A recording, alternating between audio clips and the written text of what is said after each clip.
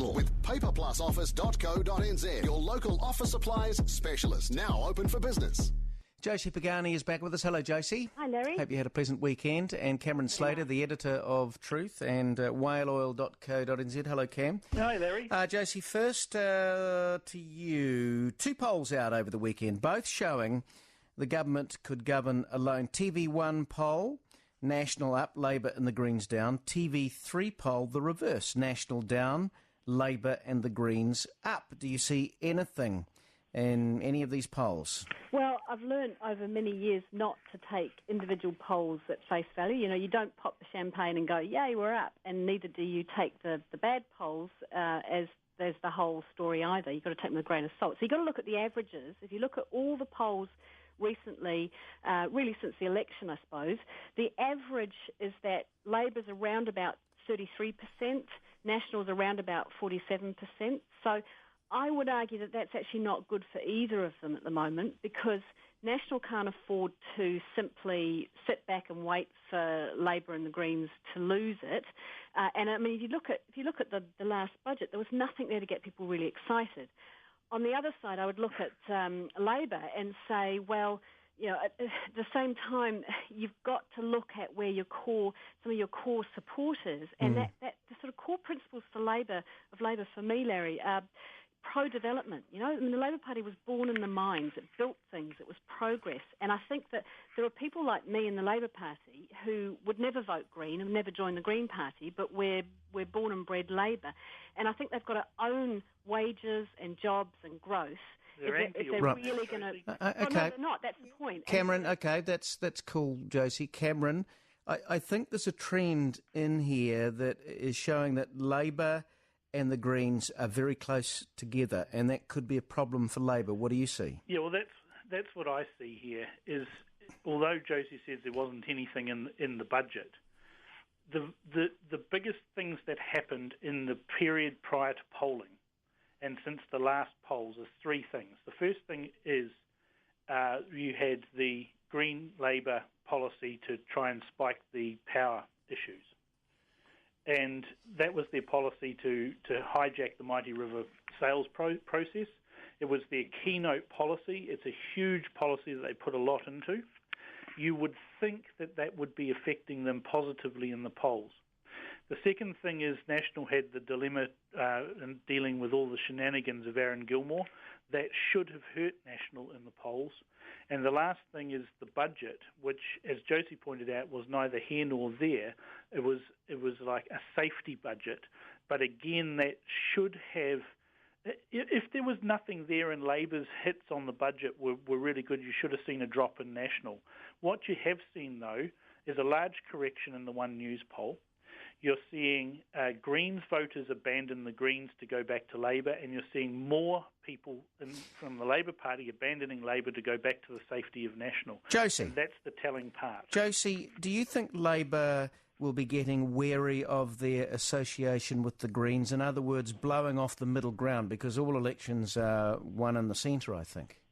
Yeah, I mean, I wouldn't even call it the centre, Larry, because this is what I'm saying is that, you know, the heart of Labor values are wages, higher wages for people who work hard, and that means you've got to be pro-growth, you've got to be pro, you know, as Paul Callaghan would say, investing in research and development, investing in the weird stuff that makes New Zealand money, that lifts us all, you know. So it's got to own higher wages for people who work, got to own that argument, and if it does, it's going to win over the people who are actually core Labor. You know, they're not centre, they're Labor. But one thing I would say to Cam, though, is that interesting point about that TV1 poll, was it the TV3 poll, but 54% of people were in favour of Labor's New Zealand Power policy, and 30% of them were actually National voters. I know, so that's interesting. But the problem is it's not translated. They might be in favour of the policy, and it depends on how you ask the question. If you say to people, would you like to have the government control your power so the prices go down, the answer is going to be yes. But the bottom line is that the Green Taliban scare people, and the Labor Party has moved to the left. They have cuddled up to them. They're doing joint policy announcements, and it's obvious from these polls that the public are going, oh, I'm not sure I want to see, Gareth Hughes as a minister. I'm not sure I want to see Russell Norman as the finance minister or even associate finance minister. And I agree with you on what you're saying about Labor needs to own those policies, but the problem that they have when they want to own those policies about mining and, things like Denniston that was announced last week, the problem Labor has is that their coalition partner doesn't want a bar of any of that. They've got a list of over 100 things they want to ban. They almost want to ban breathing. All right. We'll come back in a moment. Cameron Slater and Josie Pagani on the Huddle. It's 14-6. Larry Williams Drive with the new ANZ, the bank that gives you more. Back on the Huddle, Josie Pagani and Cameron Slater. Let's move through these quickly. Josie, food in schools, the government to announce some sort of food in schools program tomorrow. It will involve corporates, good or bad. What do you see? Well, I think you've got to do something. You can go round and round in circles blaming the parents, and often with good reason. But what do you do when you wake up tomorrow and kids are going to school hungry still? So you've got to do something in the short term. We've talked about this before, Larry.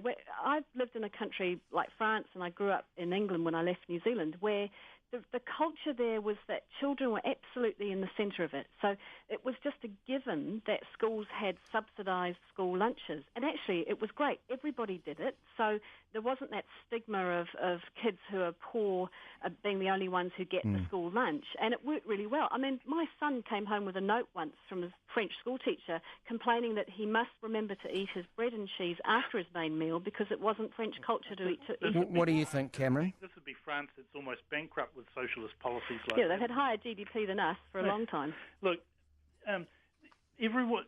everyone's missing the point here with calling for food in schools.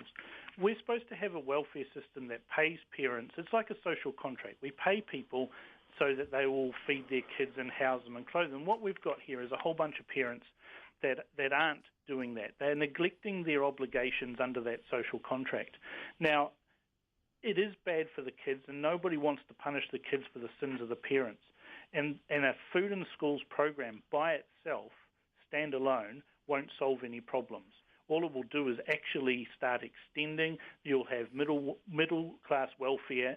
You'll be extending to other kids who will be wanting to be fed as well.